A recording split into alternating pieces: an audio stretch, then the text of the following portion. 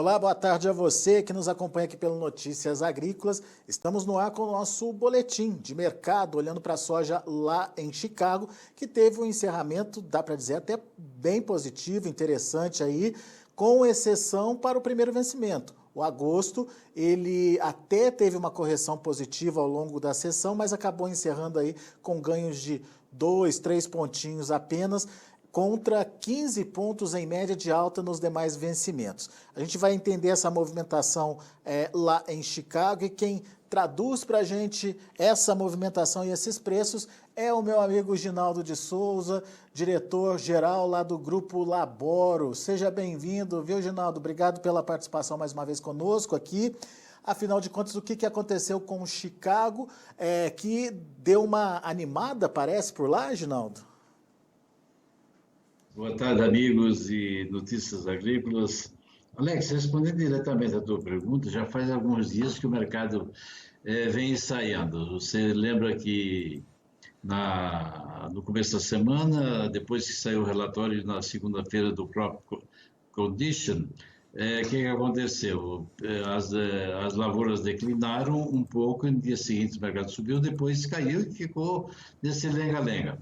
Hoje ele resolveu subir e subiu bem, mas influenciado por aspectos climáticos e uma venda para unknown destination, que a gente presume que pode ser para a China. Talvez isso animou o mercado.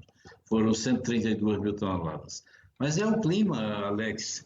Nós estamos vivendo falta de demanda. A demanda existe, não é claro, mas nesse momento a demanda não está comprando soja nos Estados Unidos, a não ser 632 mil toneladas, e o clima tem...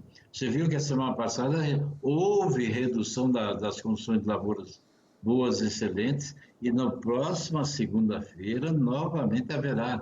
Não está chovendo nas áreas críticas, como as Dakotas, Minnesota, oeste de Iowa. Essas áreas estão secas e você viu que a redução, a semana passada, onde é que foi? Já estava na Dakota do Sul e Dakota do Norte abaixo dos 25, piorou, caíram mais 3 pontos, Minnesota caiu 6 pontos, Iowa acabou caindo um pouco. Claro que melhorou em Illinois, melhorou lá em Ohio, tudo bem, mas essas compensações não é assim da maneira que o mercado vem falando. Então, o mercado hoje subiu, reagiu, também em cima um pouco dessa demanda que apareceu de 132 mil toneladas para destino desconhecido. Pode ser México? Pode ser, mas eu presumo, o mercado pode interpretar, e deu uma interpretação, e pode ser um sinal, pode ser a China, que normalmente vem lá com o nome Unknown Destination, destino desconhecido. E quando vem assim, normalmente se presume que é China. Então, isso deu ânimo ao mercado de hoje, que subiu, botou os preços lá em cima. Mas, em compensação, aqui no Brasil, o dólar caiu. Pois é. Antes da gente falar do Brasil, deixa eu só entender, Ginaldo, o que significa essa condição ruim de lavoura lá nos Estados Unidos. Apesar de não se falar nisso, obviamente eu imagino que a gente vá ouvir essa conta sendo refeita no próximo relatório de oferta e demanda do USDA, mas as condições atuais não garantem uma produção de quase 120 milhões de toneladas, como foi divulgado no relatório anterior, né? Eu vou colocar para você, Alex, e para meus amigos, para os ouvintes, o seguinte: olhem só os números. O ano passado, a produção agrícola americana, vamos falar, eu falo em bucho porque está na minha cabeça, cabeça de analista, economista, quando se fala aqui no Brasil, a gente fala em tonelada, fala em sacas e tal, mas lá 50,2 bucho por acre foi a produção do ano passado, no caso da soja, 50,2. E as condições de lavoura o ano passado, boas e excelentes, quer dizer, boas e excelentes. É soja com três vagens, condições perfeitas, tal, tinha 72%, deu 50,2%. Este ano está com 58%, ou seja, caiu 14 pontos percentuais. Como é que vai dar 50,8% que o USA está prevendo? Alguma coisa está errada. Ou o ano passado estava errado, ou este ano está errado. E a mesma coisa no milho, Alex. O milho, ano passado, você tinha 72% também nas condições boas, excelentes, no final, nesta semana. Este ano você está com 65%. Então, caiu 7 pontos. O ano passado produziu 172 buchos por acre. E este ano o USA está dizendo que vai produzir 179,5. Com uma condição Então, de lavoura muito pior, né, Ginaldo? como economista, ou os números estavam errados ano passado, ou estão errados esse ano. O USA vai ter que fazer correção, porque todo mundo vem dizendo, meus amigos, o seguinte: não, que as perdas da Dakota, Minnesota e Iowa vão ser compensadas com Illinois, com Indiana, com Ohio, com Missouri. Não é assim. Não é assim. Você perdeu, vamos dizer, condições boas, excelentes nas lavouras de estados importantes, porque as Dakotas hoje são importantes. Minnesota é o terceiro estado produtor, Iowa é o primeiro, em determinados momentos é Illinois, mas Iowa esse ano é o primeiro. Como é que você vai compensar tudo que você perdeu? Se fosse pouquinha coisa, tudo bem, os outros estados iam compensar. Mas eu não creio que os outros estados vão compensar toda essa perda que tem nas Dakotas e que vai haver também em Iowa. E um detalhe importante: agosto faz a safra de soja. Se nós vamos entrar semana que vem, segunda-feira, final de semana nós estamos entrando em agosto. Como é que nós vamos entrar em agosto? Condições climáticas ideais? Não. As condições climáticas atualizadas, agora há pouco eu tive, antes de vir para a reunião, atualizar o clima, tanto o modelo europeu como o modelo americano mostram chuvas bem abaixo do normal, tempo quase que eu diria predominantemente seco nas Dakotas, em Iowa e Minnesota. Nós vamos entrar em agosto. Isso também chamou atenção hoje para o mercado. Nós vamos entrar em agosto com clima irregular. E é agosto que faz a safra de soja. Então, temos que tomar muito cuidado com isso. Não estou dizendo que o USDA não vai corrigir. Eu acho que ele vai corrigir. Ele pode até colocar o estoque de passagem desse ano num nível superior, porque o esmagamento está mais baixo, as exportações não estão fluindo do mesmo modo que se esperava. Pode ficar compras desse ano, de 31 de agosto para embarque em setembro, isso pode. Então, os estoques vão estar possivelmente maiores, mas as condições de lavouras vão ter que baixar a produtividade. Eu acho que o USA vai, em agosto, ajustar um pouco de área, talvez aumentar a área de soja, tá? Isso é um detalhe, mas vai ter que baixar as condições de produtividade, Alex. Pois é.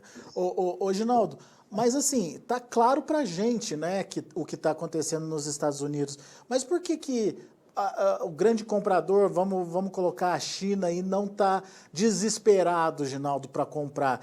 Em outros tempos eles estariam, não? Eles não estão desesperados porque eles compraram muito bem, Alex. Você lembra que eles vieram comprando dos Estados Unidos um volume expressivo, mais de 50 milhões, e compraram do Brasil um volume. A China vai levar esse ano, no total, mais de 105 milhões de toneladas. Então, eles não estão, eles estão bem comprados. Eles compraram agora recentemente soja na Argentina, compraram soja no Brasil, agora recentemente. eles não precisam de soja mais para safra velha, na minha opinião. Safra velha, que eu digo, é até 31 de agosto. Eles vão voltar, talvez, devem voltar agora, a demanda deve voltar agora em agosto, mas China comprando para quando? Outubro, novembro, dezembro. E depois, janeiro, final de janeiro e fevereiro, América do Sul, Brasil. É isso que eu vejo que vai acontecer, Alex. Muito bem. Então, se a pressão não viria da demanda, obviamente a gente teria que esperar a oferta para saber exatamente qual é o preço justo aí para esse mercado, né, Genaldo? Exatamente. Esse preço vamos dizer, de 14, que está aí na posição do Niabai, na posição de agosto, é um preço que, quando você pega esse preço e de 14 e bota mais o prêmio, você veja que os níveis, a soja está cara, né? Você tem que levar em consideração isso aí. Agora, para o próximo ano é diferente, porque no Brasil nós sabemos perfeitamente que vamos trabalhar para ter uma safra de 140.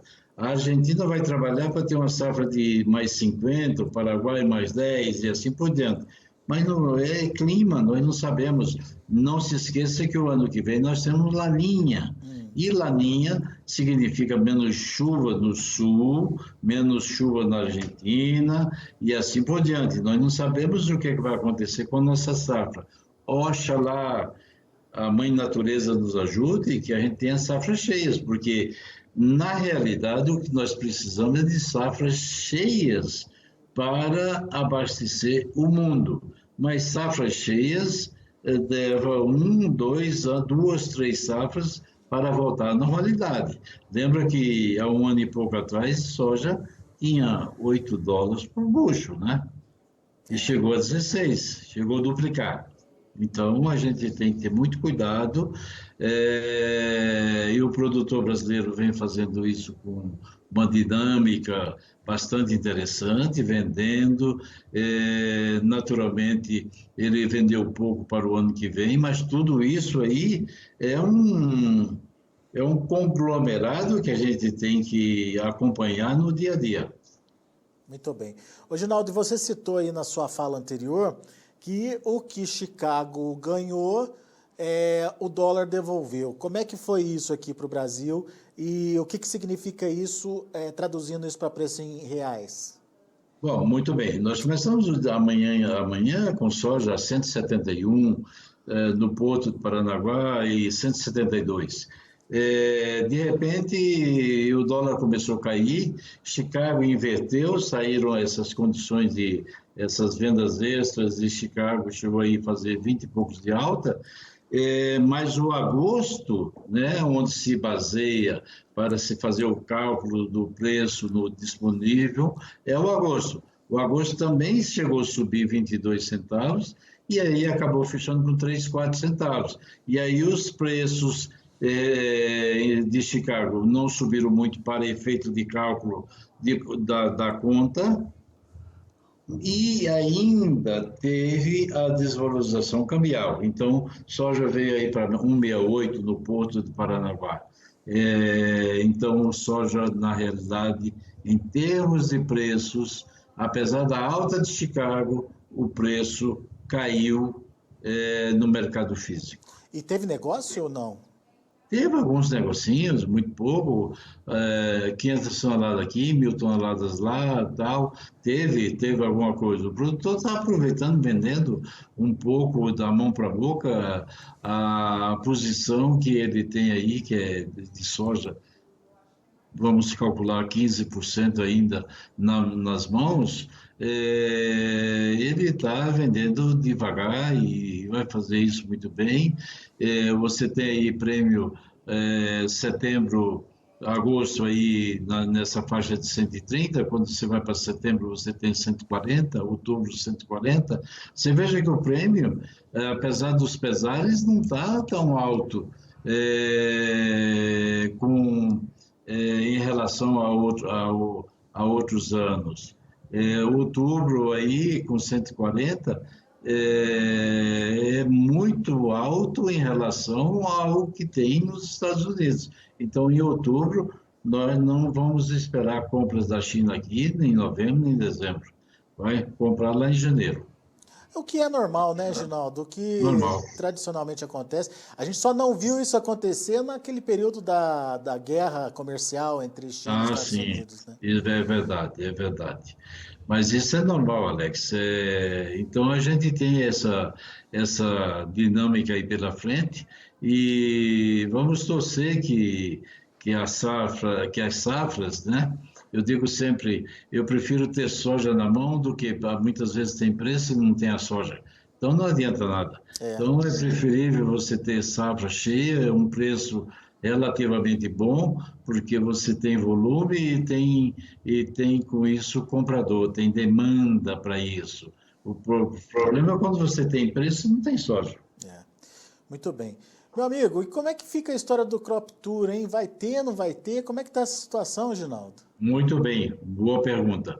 Nós fomos surpreendidos essa semana pelo governo americano, disse que essa variante Delta está causando muitos problemas e que possivelmente eles não vão abrir até setembro, querem esperar um pouco mais para verificar. Isso nós estávamos já com tudo engatilhado, porque o Canadá abriu para o começo de setembro. Nós iríamos aos Estados Unidos, faríamos o Crop Tour nos Estados Unidos e seguíamos para o Canadá. Agora não tem mais nada. Eu não estou consciente, não me sinto seguro em dizer que o nosso Crop Tour vai sair, porque o governo americano foi taxativo. Ele não vai reabrir, mesmo para vacinados, até o final de agosto. E se final de agosto não tiver aberto, não adianta ir lá no final de setembro. Nós teríamos que ir no máximo no começo, até o começo de setembro.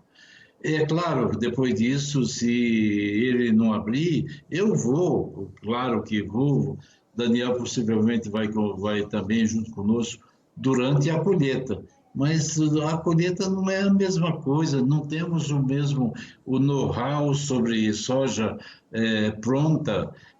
Nós temos know-how são 40 e tantos anos de soja, de crop tool, de análise, de tal, mas soja viva, soja trabalhando, soja crescendo, soja florando, soja enchendo, formando vagem, milho soltando pendão, formando espiga, e chegar lá na colheita não é a mesma coisa. E até Nós não a, temos. e até a própria atenção do produtor, né? Ele vai estar focado na Não, colheita, né, Ginaldo? está focado na colheita, mas não é só isso. Aquela questão da informação, que é o foco principal para trazer para nossos clientes, Uhum. já passou, É, você já está na pressão de colheita. Muito provavelmente a soja e o milho já estão caindo de preço, né? é. Vai depender, claro, se for lá em outubro, é claro que a América do Sul já está plantando, o Brasil está plantando, então vai depender do clima aqui na América do Sul. E temos um laninha e nós não sabemos o que é que vai acontecer, né? Mas a questão do crop tour me deixou muito preocupado, evidentemente, porque aparentemente não vai sair É. conforme a gente planejava. Infelizmente, mais um ano, e infelizmente É. num ano muito importante para se acompanhar a situação das lavouras, Com né? certeza, Alex. Eu, de qualquer maneira, eles abrindo, mesmo que abram no final de setembro ou no começo de outubro, que tá na colheita, eu vou lá, vou dar um pulo, vou ver, vou fazer, mas não é a mesma coisa. Eu não tenho know-how sobre soja que está colhendo, eu tenho know-how sobre soja plantada, recém-plantada, soja vegetando, soja crescendo, florando, soja brotando. Isso sim, eu tenho know-how de mais de 40 anos. E a mesma coisa com milho, né? Mas soja colhendo, cara, é uma coisa morta, tal, aquela beleza, ou aquela soja que estava bonita que já não está mais, mas soja morta, soja colhendo, eu não tenho esse know-how, sou sincero em dizer.